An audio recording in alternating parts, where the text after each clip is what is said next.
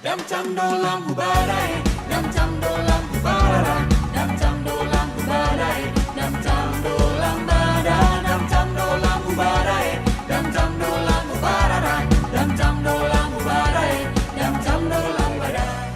Kembali lagi dengan saya Pengki Dan saya Cimol, episode pertama dari Pura-Pura Mahasiswa. Ya. Ya. Hari ini kita akan membahas tentang Mau ngapain kerja di Google, kerja di Twitter, bermimpi dulu ya, nggak apa-apa. bangsat gitu. Bermimpi bangsat. dulu. Digaji 8 juta, tetapi ditolak. Digaji 10 juta. Ditolak. Kalian ini udah pengangguran. Sekali interview gaji segitu ditolak. Apa mau kalian? Yuk. Dipotong aja itu anunya. Nah, kita hari ini akan membahas tentang usai kuliah, hidup segan, mati tak mau. Aduh. Ini sepertinya sangat cocok untuk Anda ya. Saya sudah melewati masa-masa itu ya. Bisa. Oke. Ya mungkin kalian merasakan ya. Untuk kalian yang fresh graduate, terutama yang baru saja lulus, baru saja wisuda. Ini mungkin ada cerita menarik nih yang mau disampaikan. Ya. Oh, sebelum itu kita ceritakan dulu kehidupan apa surga dan neraka kehidupan kita sebelum mahasiswa, masih saat masih jadi mahasiswa dan setelah jadi mahasiswa. Harus ya jadi apa, surga dan neraka. Oh ya iya dong. Oke. Jadi sebelum apa ya, kita masuk ke pembahasan gimana sih dunia setelah wisuda, terutama sarjana. Itu gimana? Kalau dari saya sendiri, awal-awal perkuliahan setiap mahasiswa pasti punya resolusi setelah hidup di SMA ya.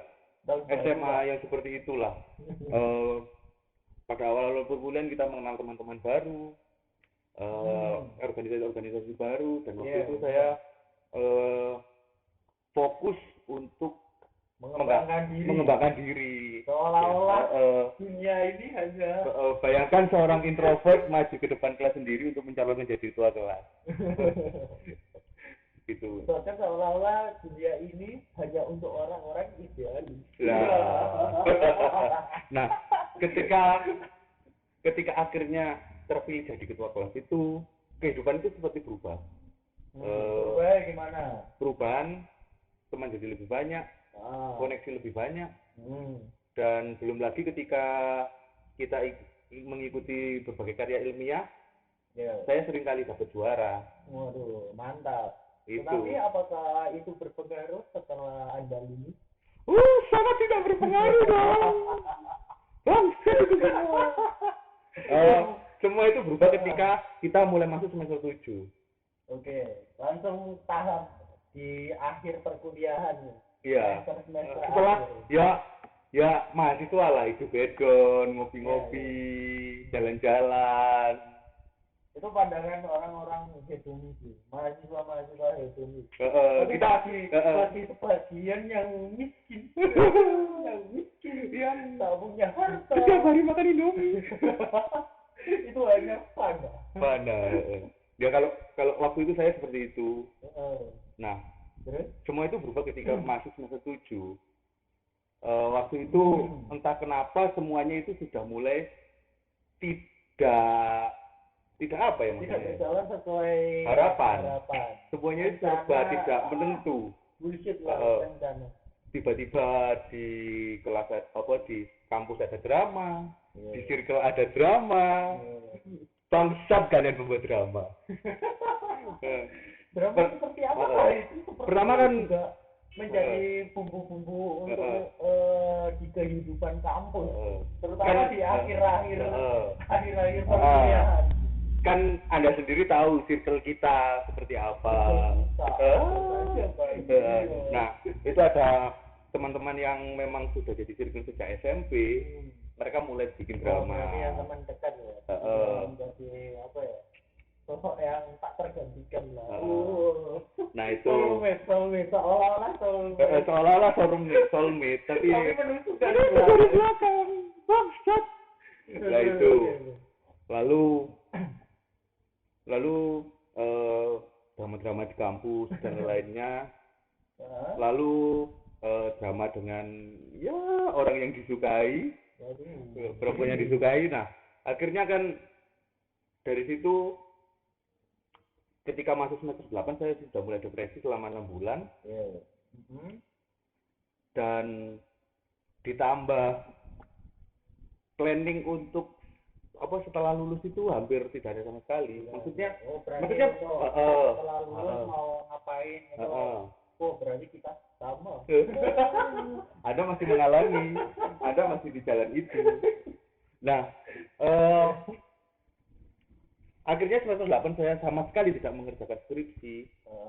Saya tidak keluar kamar dan lainnya. Karena saya takut waktu itu untuk segera lulus itu saya ketakutan. Jadi saya baru mengerjakan skripsi ketika masuk semester 9, itu pun karena orang tua sudah rame. Tidak ada paksaan dari orang tua. Orang tua sudah rame. Paksaan skripsi, paksaan untuk bekerja, paksaan untuk menikah, paksaan untuk mempunyai anak. Ya, seperti itulah. Nah, akhirnya saya ujian skripsi itu sekitar bulan Februari 2019. Berarti baru tahun lalu ya? 2019. Tapi saya memilih untuk wisuda sekitar bulan Juli. Kenapa kok begitu lama sekali? Yaitu saya ingin menunda menunda kelulusan saya. Saya tidak ingin kehilangan status sebagai mahasiswa, sebagai akademisi waktu itu. Terutama status biar akademisi. gak menjadi pengangguran. Nah, ya itu status itu perlu. Motif utama. Status itu perlu. Jadi ketika ada orang udah kerja, juga masih kuliah dong. Nah. Oke. Ya itu adalah gambaran umum ya sebelum lulus kuliah. Terus ketika lulus kuliah adakah perubahan signifikan dari itu semua? Mulai dari idealisme, mulai dari sudut pandang, mulai dari tekanan atau gimana? Monggo, silakan. Ya, ketika lulus itu ya memang idealis mahasiswa milenial, taruh kata orang, milenial katrok banget itu. Itu kan kebanyakan mahasiswa kan sekarang nggak mau kerja kantoran karena dianggap membosankan dan lainnya. Dan itu yang saya rasakan. Saya sendiri ketika melihat kantor, ketika waktu itu saya magang di Greenfield, saya itu berubah 180 derajat pandangan saya. Padahal Greenfield itu dengan notabene perusahaan internasional, pastinya bagus kan. Tetapi kok tiba-tiba ada statement bahwa itu merubah pandangan idealis seorang mahasiswa, gimana gitu? Soalnya ketika saya bekerja di Greenfield, itu iklim senioritas itu sangat tinggi sekali. Jadi bahkan saya yang bukan internal, cuma magang, mendapatkan beban pekerjaan yang bahkan lebih berat daripada karyawan yang di situ. Bayangkan kita mendapatkan beban pekerjaan sebanyak 5 pekerjaan. Kita menghandle kurang lebih 5 pekerjaan. Padahal kita bukan karyawan. Gitu kan. Kurang lebih 5 job di HRD. Waktu itu saya di HRD. Sedangkan karyawan-karyawan yang lain itu cuma menghandle satu pekerjaan. Jadi kesannya eksploitasi dan kita nggak dibayar sama sekali. Cuma dibayar susu. Susu, tapi pekerjaannya bagaikan kuda. Makanya itu. Baik. Nah, terus kita kembali lagi ke setelah lulus kuliah. Nah, setelah lulus kuliah itu saya kebingungan mau mengambil pekerjaan apa. Saya mulai berpikir untuk istilahnya apa ya, menggapai cita-cita yang dulu. Saya mulai melamar jadi penyiar radio. Meskipun saya tahu gajinya ya saat ini tidak seberapa. Ya maklum lah, untuk pekerja seni di negara kita tercinta masih belum bisa high. Dan apalagi sesuai dengan kebutuhan lah, nggak apa-apa ini proses. Oke. Terus Apalagi posisi kita di Malang. waduh, nyebutin kota ya. Jadi kalau kita kena masalah, kita tahu itu kan ada. Itu podcast sebelah dong. Podcast sebelah. Nah, Oke, terus. yang lebih bangsat lagi, saya tidak diterima dong di Iya. 3 radio di Kota Malang. Wah, bangsat itu bang. Anda mau menyebutkan beberapa radio tersebut? Ada yang kereta-kereta itu loh. Anjir. Oke. Dari situ kita udah punya gambaran lah. Kenapa sih kok kita ini mau buat podcast? Jadi pura-pura mahasiswa ini kenapa sih bisa ada? Jadi dari pengalaman pribadi saja kayak kita sudah seolah-olah kita ini sarjana, akan tetapi di kehidupan nyata kita ini bukan siapa-siapa, iya nggak? Kita bahkan tidak lebih baik dari sampah, songgok sampah. Sampah saja masih berguna di recycle. Di recycle. Ya, kita mau di recycle gimana? Nah itu. Nah, untung. Kalau saya berpikir saya masih beruntung. Soalnya beberapa bulan ketika saya ditolak, ya kehidupan luntang luntung lah waktu itu. Luntung. Arek Malangan banget ya. Iya. Nah, akhirnya saya tiba-tiba bisa diterima sebagai seorang jurnalis di salah satu kantor berita media, salah satu media yang besar di Indonesia waktu itu. Oh, iya. Tetapi yang berada di mana? Iya, bironya ada di Malang. Jadi saya meliput berita-berita yang ada di Kabupaten Malang lebih tepatnya. Saya dapat posnya di Kabupaten Malang. Berarti udah iya, pengangguran. ya sudah. Ya lumayan lah 6 bulan ini saya sudah Tapi saya mau berpesan satu bagi Anda yang komen di media sosial media yang bilang berita hoax bangsat Anda. Anda bisa bilang kalau itu berita dari Kopet News, dari alumni 002 dan lain-lainnya. Tapi kalau itu media dari Tempo, Kompas, Kumparan dan lain-lain Anda bilang hoax, bangsat Anda. Wah, ini mulai ada tekanan nih, wah bahaya ya. Obrolan-obrolan yang cukup bahaya. Tetapi memang sih podcast ini dibuat untuk sebuah obrolan-obrolan yang memang tidak aman.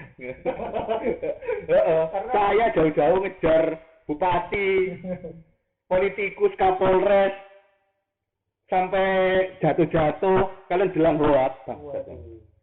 Mungkin ada sebuah cerita yang bisa disampaikan, mungkin dari kan tadi kita berbicara tentang mahasiswa terus lulusan baru, fresh graduate. Nah, mungkin ada sedikit cerita dari sisi jurnalis gitu yang mungkin bisa menarik, atau ada berita tentang mahasiswa yang ingin disampaikan. Ini menanggapi yang kemarin di Kota Malang. Saya sendiri waktu itu juga meliput juga tentang 3 mahasiswa aktivis yang katanya aktivis ditangkap. Katanya aktivis ya.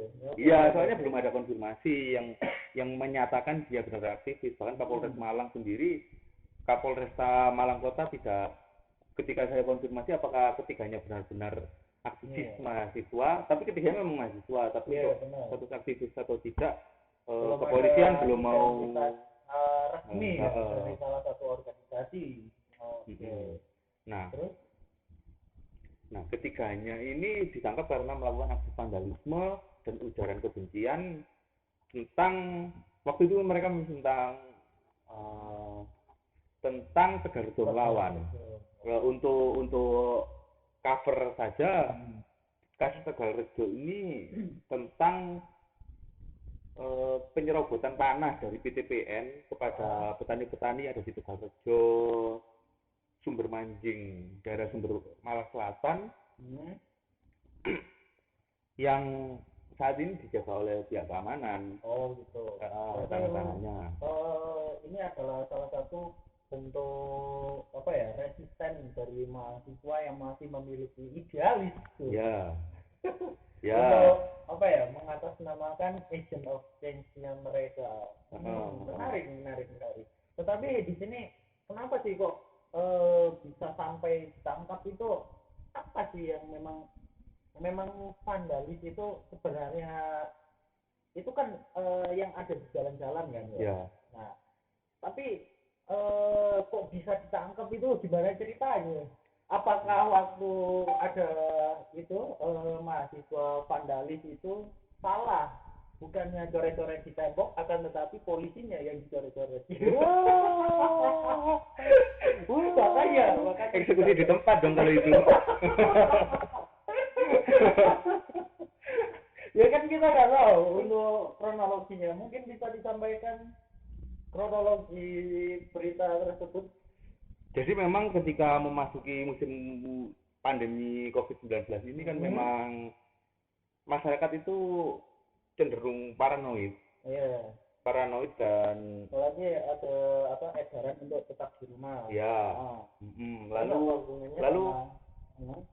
Lalu kepanikan masyarakat ini semakin meningkat ketika jumlah PDP, ODP dan pasien positif itu juga meningkat juga. Yeah. Lalu ada beberapa oknum yang menamakan dirinya anarko. Oh iya, salah satu organisasi besar yang kemarin ketuanya ditangkap ya. Katanya dari Malang. Malang terkenal. Kenapa? Dari Malang. Lalu di Kota Malang sendiri, salah satunya di Underpass Karanglo itu ada beberapa coretan yang menuliskan bubarkan negara. Lalu rakyat tidak butuh negara dan lain-lainnya. Salah satunya ini yang Teguh melawan ini. Ketiganya ini sudah melakukan di 33 titik menurut keterangan dari Kapolres. Lalu ketika ditangkap, ketiganya ini ada di rumah masing-masing. Salah satunya ada yang di Sidoarjo, Singosari, dan satunya di Kota Malang, di Kabupaten Malang. Oke, berarti rata-rata ini untuk tersangka berasal dari Kota Malang ya? Iya. Daerah Malang Raya. Yang pasti mereka salah satu salah tiganya itu mahasiswa di Malang. Salah satunya kampus terbesar nomor 2 di Kota Malang. Bentar, kampus nomor 2. Boleh. Mungkin itu aja udah membuktikan bahwa ternyata mahasiswa masih banyak yang idealis, tetapi belum tahu untuk kondisi sekarang itu bagaimana. Kalau dari pendapat saya mungkin memang diperlukan idealis. Apalagi mengenai kasus Tegalrejo yang bahkan wartawan sendiri tidak berani untuk mengangkat. Ya karena ada backingan dari aparat. Tolong dihapus yang itu. Kenapa? Saya masih ingin tinggal di Kota Malang. Ada masih ingin hidup ternyata. Jadi idealis mereka bagus menurut saya. Diperlukan. Apalagi mereka mahasiswa. Agent of change. Tapi yang salah menurut saya itu caranya, media yang mereka gunakan. Bukannya salah satu pergerakan bentuk pergerakan itu adalah menyampaikan opini. Lah, menyampaikan opini bukan berarti merusak fasilitas. Oke. Ya, katakanlah fakta tersebut bahwa kita sebagai masyarakat kita juga harus ada mematuhi peraturan juga. Kita boleh untuk memiliki idealis, kita juga boleh untuk menyampaikan opini, ya nggak? Ya, benar. Terus? Tapi media yang digunakan itu merugikan atau tidak kepada orang lain? Sepertinya coret-coret rumah berhantu itu tidak merugikan siapa-siapa. Ruko salah satu yang di dari itu ada ruko milik pribadi. Jadi kan itu merugikan kalau menurut saya. Bentar. Biasanya kayak provider AM3, Telkomsel itu juga mencoret-coret. Oh, itu menempelkan dong. Oke. Jadi obrolan kita cukup berbahaya. Jadi mohon untuk pengertiannya, kalau ada salah ya mohon tidak disalahkan. Lalu dari keterangan dari LBH Surabaya, Ya. LBH Surabaya itu mengatakan jika ketiganya adalah aktivis, memang benar-benar aktivis, dan ketiganya sering melakukan aksi kamisan di sekitaran Balai Kota Malang. Oh iya. Dan memang sering menyuarakan Tegalrejo melawan, dan sering mendampingi petani-petani yang ada di Tegalrejo. Oh gitu. Berarti memang mereka ini disinyalir memang orang-orang mahasiswa yang memang berperan aktif dalam sebuah organisasi pergerakan lah ya. Ya. Oke. Nah itu. Akan tetapi ini kita kembali lagi ya. Nah, dari penangkapan 3 orang ini kok bisa mereka itu seperti ya apa ya, lebih tepatnya itu kayak mereka ini dengan bangganya mereka ini mengatasnamakan mahasiswa, padahal kita tahu mahasiswa itu adalah salah satu jenjang pendidikan yang cukup tinggi, tetapi dengan perilaku yang mereka lakukan itu apa ya, seperti mencoreng lah. Paham maksudku kan? Paham. Di sini ya, menurut opiniku pribadi ya, pakai mahasiswa kita juga tahu lah mana hak pribadi, mana hak orang lain. Dengan kita mencoret-coret ruko milik orang lain, berarti kan kita melanggar hak milik orang lain, seperti itu. Iya kak? Benar. Dan ya memang harus diakui juga, tidak semua aktivis atau mahasiswa itu memang mereka benar-benar berjiwa aktivis yang untuk membela hak orang yang terpinggirkan atau dan lainnya. Saya tidak menyebutkan ketika anak ini aktivis yang seperti itu, tidak ya. Tapi memang sesuai fakta di lapangan, banyak aktivis yang tidak mengetahui apa sebetulnya ya, media yang harus mereka sampaikan. Mereka cuma melakukan seenaknya yang mereka mau. Lalu apa bedanya yang dari apa mencari pamor. Pamor itu akhirnya yaitu melakukan sesuatu semau mereka, seperti mencoret-coret, melakukan vandalisme dan lainnya, terus melakukan istilahnya berlebihan lah dalam melakukannya. Dan mereka melakukan dengan semau mereka sendiri. Lalu apa bedanya dengan yang mereka lawan, mencaplok semaunya sendiri gitu loh. Bagaimana cara melawan sesuatu yang mereka benci dengan melakukan hal yang mereka benci. Nah, itu kan aneh ya. Yaitu mungkin yang dari Anda sendiri yang mencari eksistensi itu.